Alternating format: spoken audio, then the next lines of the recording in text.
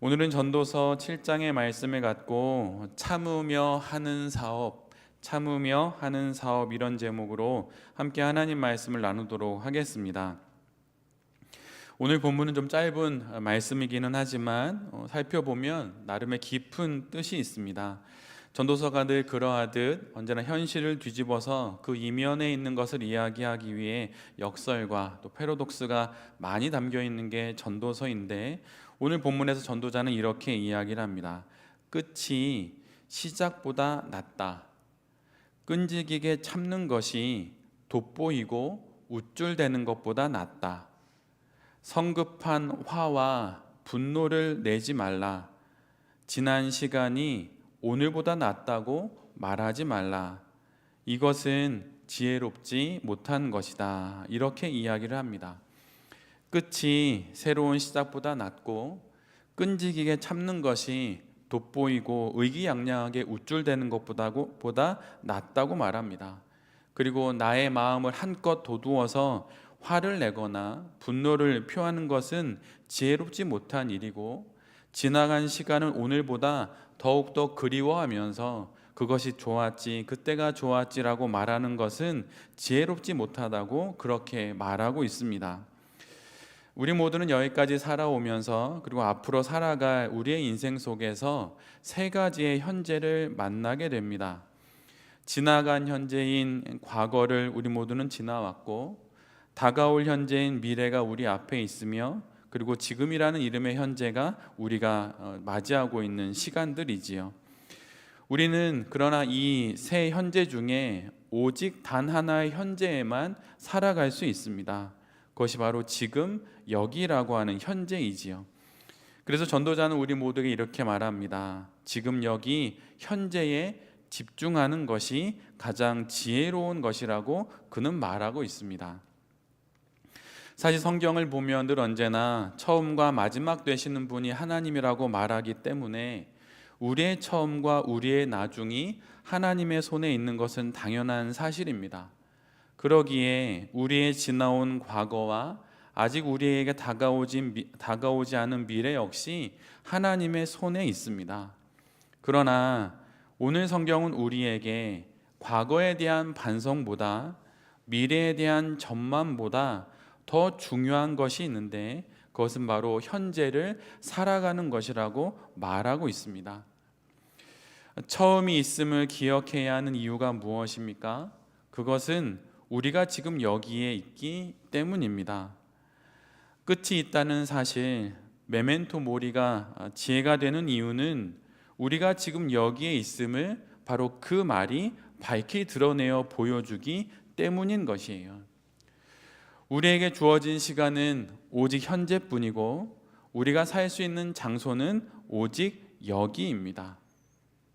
지금껏 살아오면서 어느 여배우의 말처럼 아쉽고 아픈 과거들이 우리에게 있지만 이제 그 모든 것은 잊어야 하는 것입니다.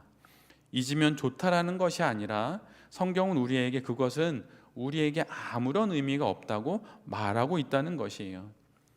또한 알 수 없는 미래는 예상하지 말라고 말합니다.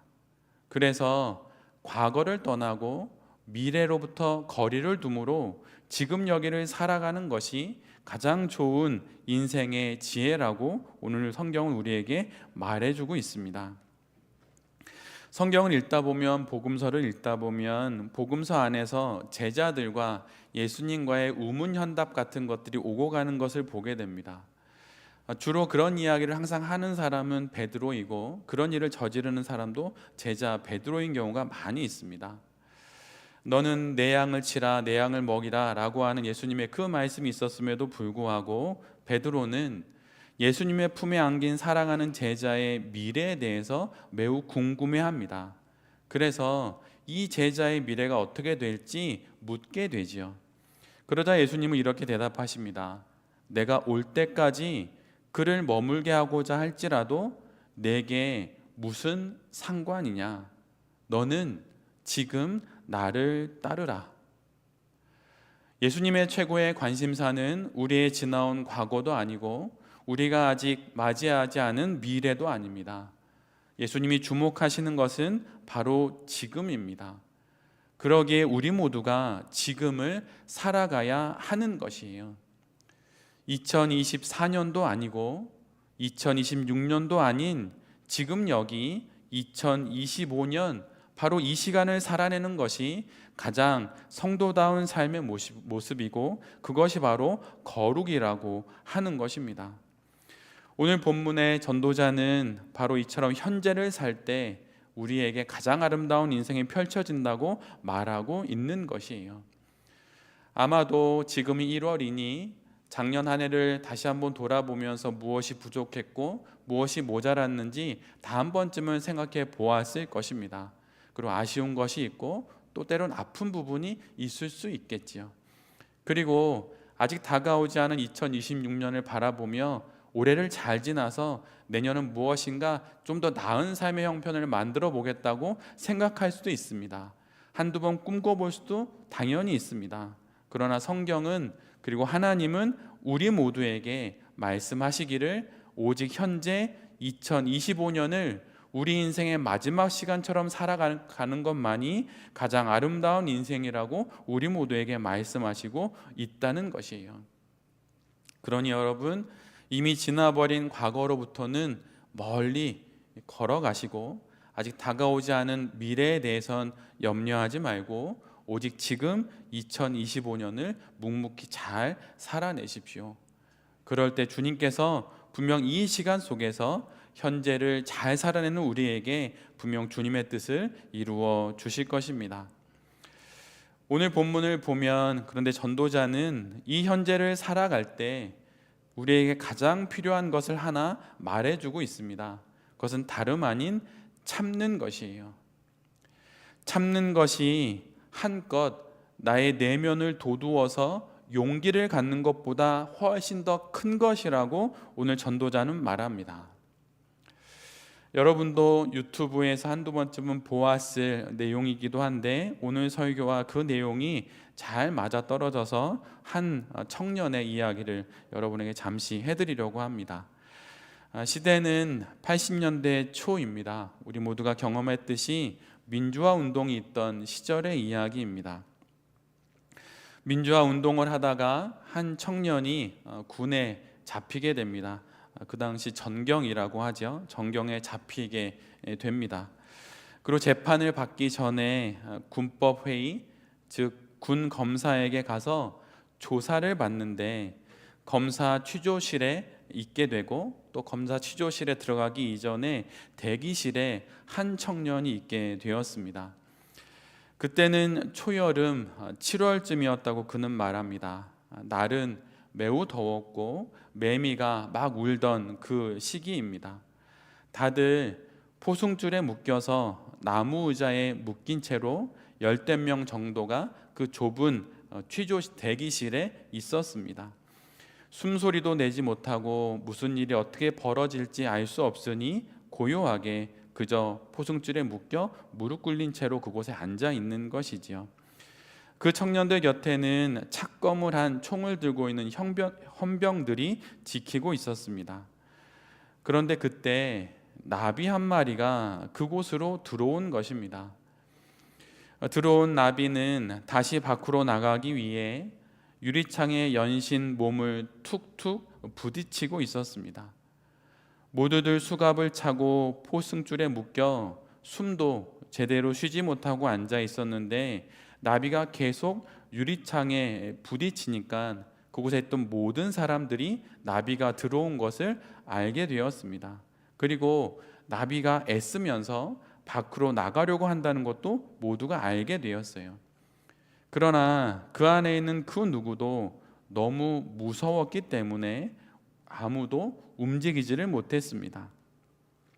모두들 속으로는 저 나비를 잡아서 밖으로 놓아주어야 하는데 모두들 그런 생각을 하고 있는데 무서워서 감히 움직이지를 못했습니다. 그런데 갑자기 그 청년이 앉아있는 곳 뒤에서 무슨 소리가 나기 시작했습니다. 누군가 일어나는 소리가 들려온 것이에요. 어떤 한 사람이 일어나서 천천히 걸어가서 그 나비를 두 손으로 잡고 다시 천천히 걸어서 헌병 옆을 지나서 열려있는 문 앞에서 그 나비를 천천히 놓아 주었습니다. 그리고 다시 천천히 걸어서 자기 자리로 돌아와 그는 다시 앉았습니다. 모두 생각은 했지만 너무 무서워서 움직이지 못했고 헌병조차도 그 사람을 어떻게 하지 못했습니다. 아주 묘한 소설에나 나옴직한 그런 순간이지요. 그때 그 청년이 이런 생각을 했답니다. 저분은 어떤 분일까? 나중에 수소문 끝에 알아보니 그는 가톨릭 신부가 되기 위해 훈련을 받고 있는 수사였습니다. 신부가 되기 전 수사, 그의 이름은 재종원 신부였어요. 그때 그 청년에게 이런 생각이 들었답니다. 저분이 저렇게 할 수 있었던 것은 종교의 힘은 아닐까? 나도 종교를 가지면 이 두려움을 이길 수 있지 않을까?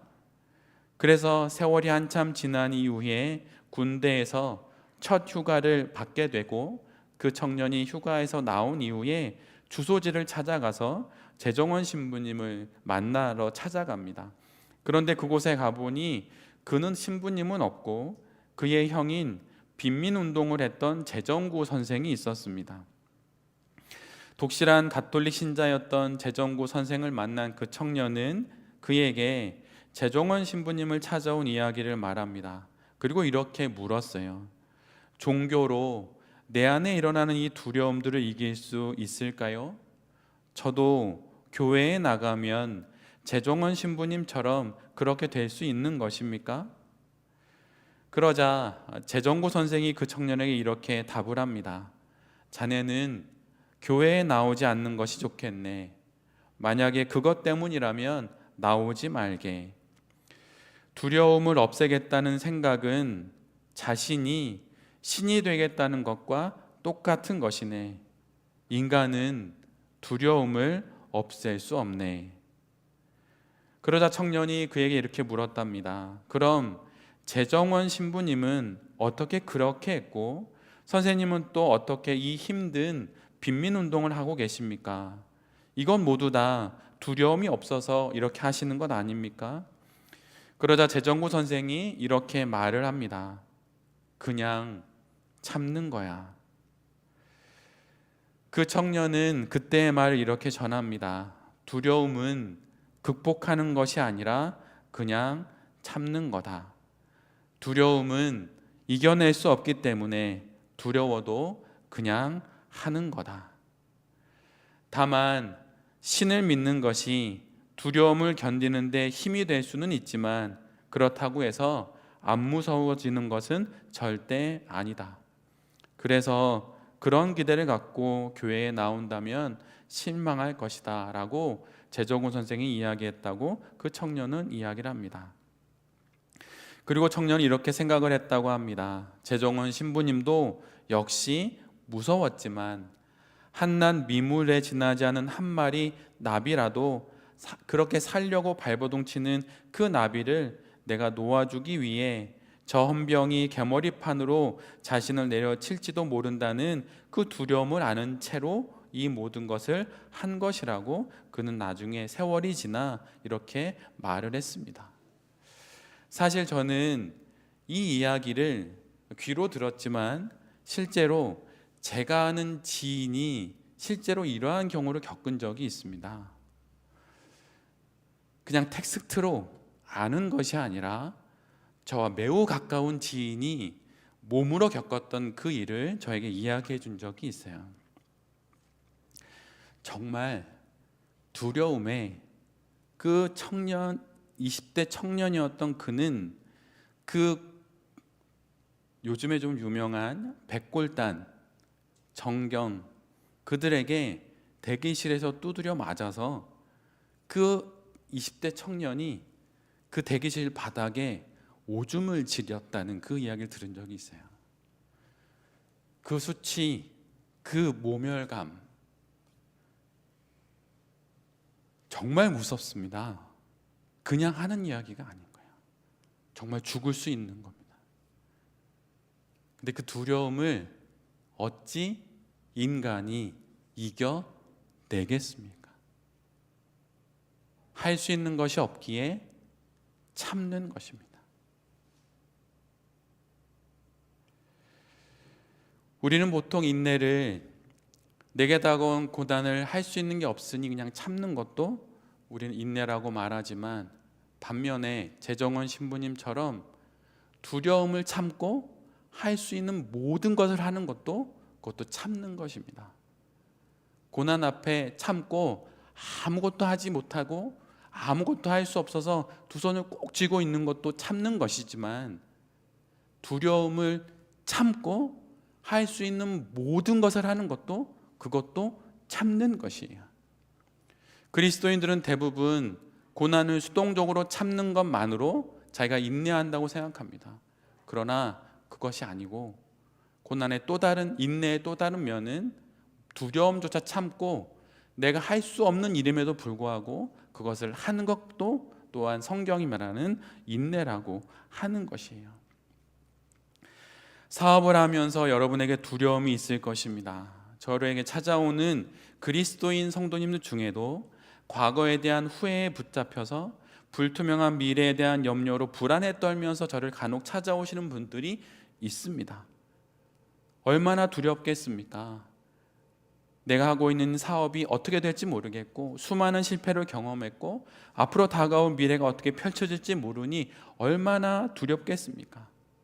그러나 우리 모두에게 주어진 현재, 이 지금, 이 시간 속에서 우리가 할 수 있고 해야 하는 일이 있다면, 그것은 불같은 용기도 아니고 과장된 자신감도 아니고 몰아붙이는 열심도 아닌 그냥 참는 것일 수 있는 것입니다.